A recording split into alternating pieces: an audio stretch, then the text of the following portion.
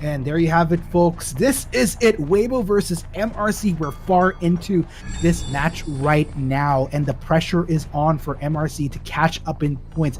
Question is, will XC be able to muster enough to try to turn the tides back into MRC's favor, or will WEIBO just continue to pick up on the pace that they've already established with the lead that they've already gotten? We'll find out, as Ever Sleeping Town will be the arena to determine just that. 6-12 persona being brought to the table, so confined space as well as a detention. Wow, excellent snipe of the flames there, just downing, just half-lifing the embalmer, but do note that he already put a coffin down, so it's going to be interesting to see if XC will be able to just go for it, but no, again, the embalmer utilizing that tram. That tram, ladies and gentlemen, was the MVP yesterday when Gaming Grizzly and I watched the X-Rock versus B4U match, because he definitely got a lot of victims. But we see here that XE is waiting to pick up this embalmer and just goes for that hit. Will he be using that self-resurrect?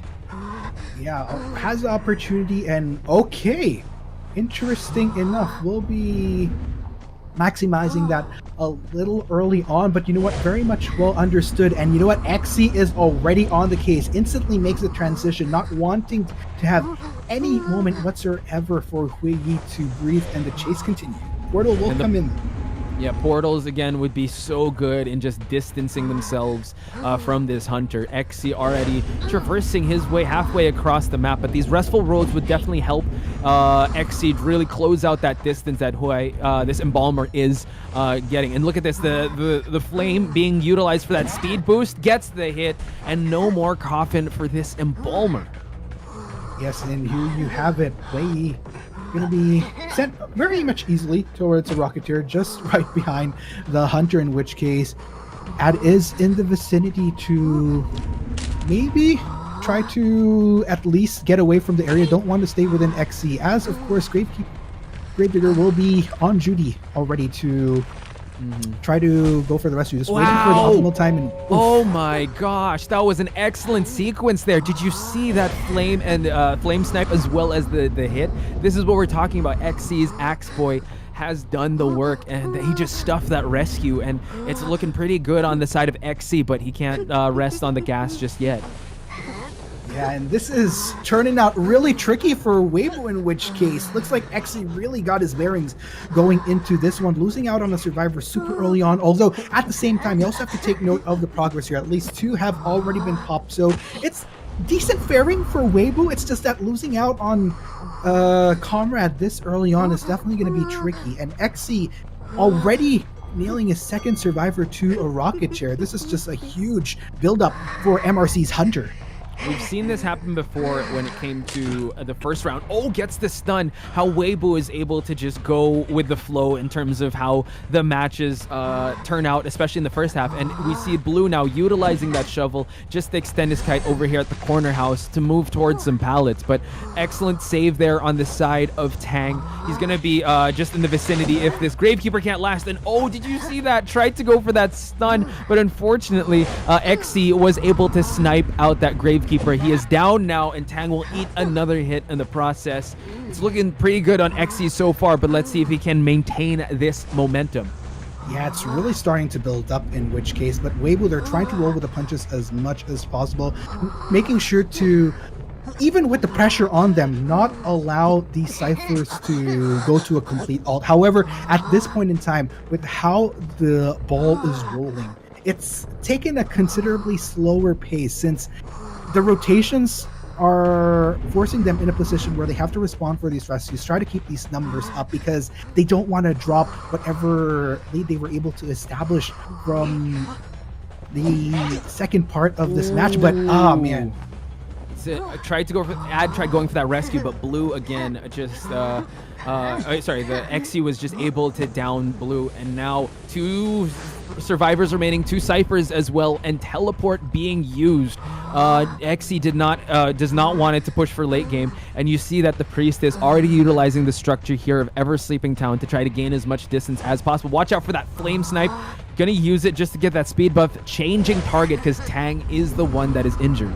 That was a good read coming in from XC, in which case instantly turning around and this forces Tang in a position where can't really work on Cypher, so the transition is back towards Ad to try to work on something, but it's just monumentally hard, and Tang has to try to do what he can to try to buy time in order for Ad to work on a Cypher, and looks like that will indeed be the case. Question is actually going to commit towards Ad this time? Looks like it will indeed just going to continue to pressure the Cyphers just so that WEIBO doesn't have any room to breathe in this.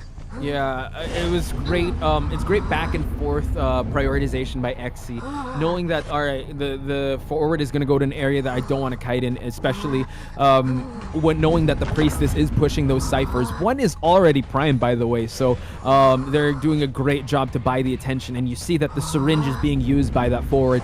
Ad still staying at corner house just to buy as much time for his teammate to heal up. These holy keys, Articuno, have been buying so much time, but not too much, because Ad will be eating that one hit.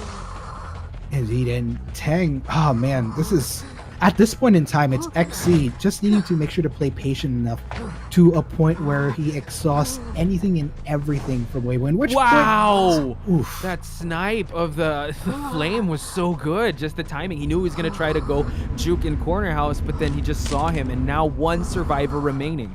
Up and going. Yep, and let's see, Tang trying to establish some distance here. Now XC is just trying to sniff him out at this point in time, and looks like it's definitely a lot of control happening here for XC, and looks like already on the right direction now, veering towards Tang. This is going to be a hugely monumental for MRC's Hunter here, and teleport will come in once again as the transition goes back to Ad here. Wants to make sure that he puts himself in a situation where he just completely exhausts this one survivor so that all his attention can turn towards the last one. Oh yeah, he wants to make sure. Again, the win condition for them is for them to get a 4K, and now pops that Cypher. He's on the mids of getting that, but WEIBO, again, being very coordinated. Even if they're just two, they know how to rotate around this map to buy as much time as possible. Ad being the juiciest target, as you mentioned, because he did use up his self-heal already, and the holy keys have been spent trying to transition. Can he make it towards that window before the snipe happens? And gets that hit. XC is looking pretty determined to get that 4K, Articuno. Yes, very much determined indeed. Impressive that we're seeing from MRC's Hunter, in which case this is just a complete 180 flip from what we saw during the first two halves that we saw out of him, and now he's just in total command going up against WEIBO right now. If anything, this is just totally different from what we saw earlier, and this is going to be it, already closing some distance here, veering very nearly towards Tang. Tang trying to run this out, but the hit comes in. That's going to be the first one, looking for the second one now. It's only a matter of time. Oh man, there's only so much that Tang can do right now. Oh, the snipe once again. I wouldn't say it was a 180. It's more of like a level up.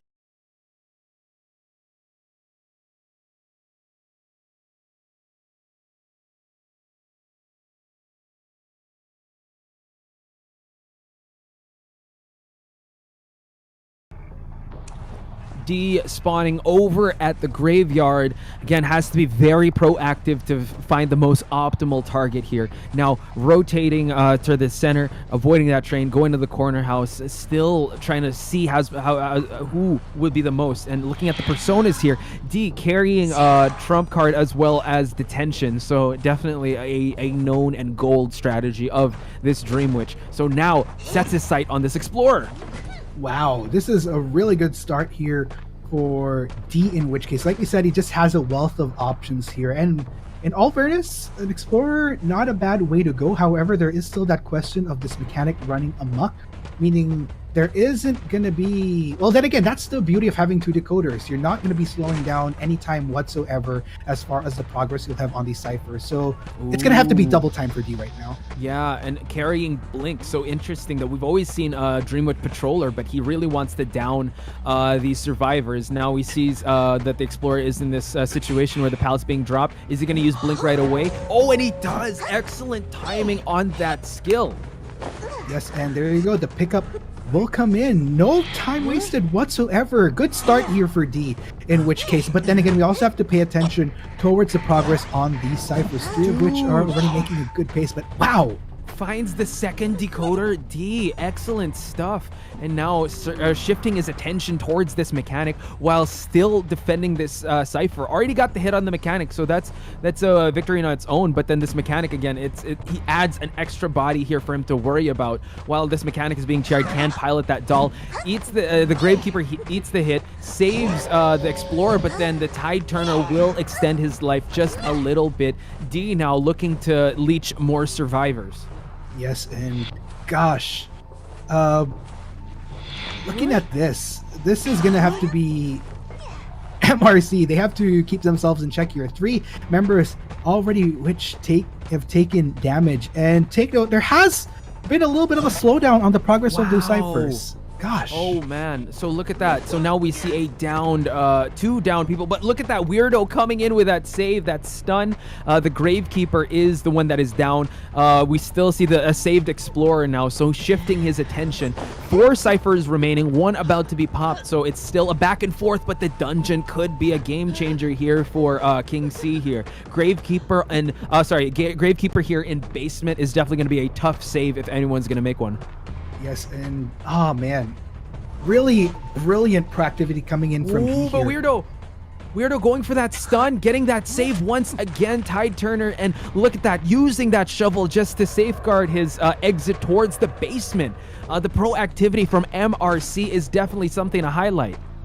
Yes, and gosh, okay, so what's good about this is, sure, we've seen a bit of a slowdown as far as progress on these ciphers, but look at this. It just keeps on going back and forth. Just when you think that, okay, D going at it really well, MRC manages to rebound, and then D just countering right away. So it's a massive battle of ping pong right now for both sides here.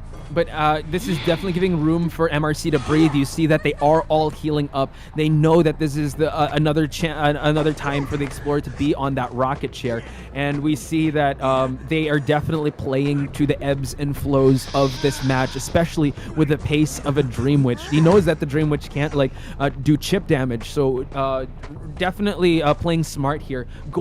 Shifting their priorities from popping those ciphers to going to manage their resources. They still have a chunk, and the mercenaries doll, the mechanic's doll, is still running amok here in Ever Sleeping Town.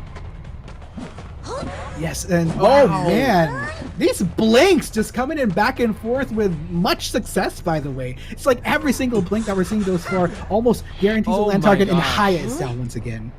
Wow, the excellent timing and the excellent precision of this Dream Witch, just making sure that he downs his target. And we see that it is the Explorer that's going down, but he's not done yet. He wants to double down just to make sure that they don't go for Cypher Pops. And D has been really putting on the pressure for this for MRC survivors. Yeah, and oh my gosh, there we go, the pickup onto Weirdo now. This is monumentally hard for MRC because they've constantly needed to roll with the punches every single time that it's heavily hampered their progress on these ciphers. And take note, they went for a double decoder here, and unfortunately it hasn't been as much beneficial to them thus far, so gotta feel for them. Technically, there's still 4 bodies in this map because the mechanic doll has still not been found, but that mechanic, again, was juked out of that, able to predict that Volt. But now we see over here at the forward side, Gravekeeper looking pretty healthy, making sure he makes the save just in time, and now another down on that forward. Again, he wants to make sure that he gets the most optimal targets as possible, since that Gravekeeper was trying to go for that body block, and now second time for the forward to be on the rocket chair, but first time for the mechanic. Yes, and oh my gosh, Weirdo will be on rocket chair duty here, but look at this Gravekeeper. There's a lot riding on this. Wow, again, the timing on the hits, he just really knows which survivor to just snipe out. And again, third time on the rocket chair. Everyone is having all their time on this rocket chair, and the proactivity of D, he really wants to shut down everything. And it looks like the Gravekeeper is just going back and forth to save his teammates, but the forward able to use his football to gain a little bit of distance. Now Xiao D, it's his second time on this rocket chair, and he is trying to go for that just go for that mechanic stall. 2 already are injured and slowly counting down the time for Shouty to be sent back to the manor while WEirdo falls down. Yeah, and oh my gosh.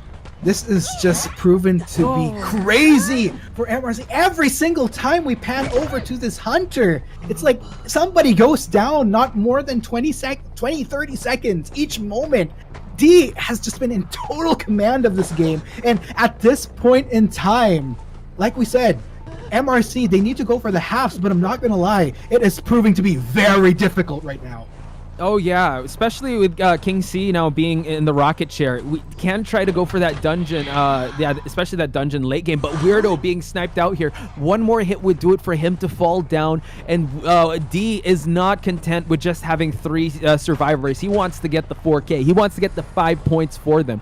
WEirdo now trying to de-leech himself just so he'll have a little less to worry about, and my goodness, D is still being very calculated with his positioning of this Dream Witch. Yes, and oh my gosh, I gotta feel for MRC. Oh! Blink being used, and that is going to be it. D doing the unthinkable, getting 5 points, matching the pace that XC put on the table.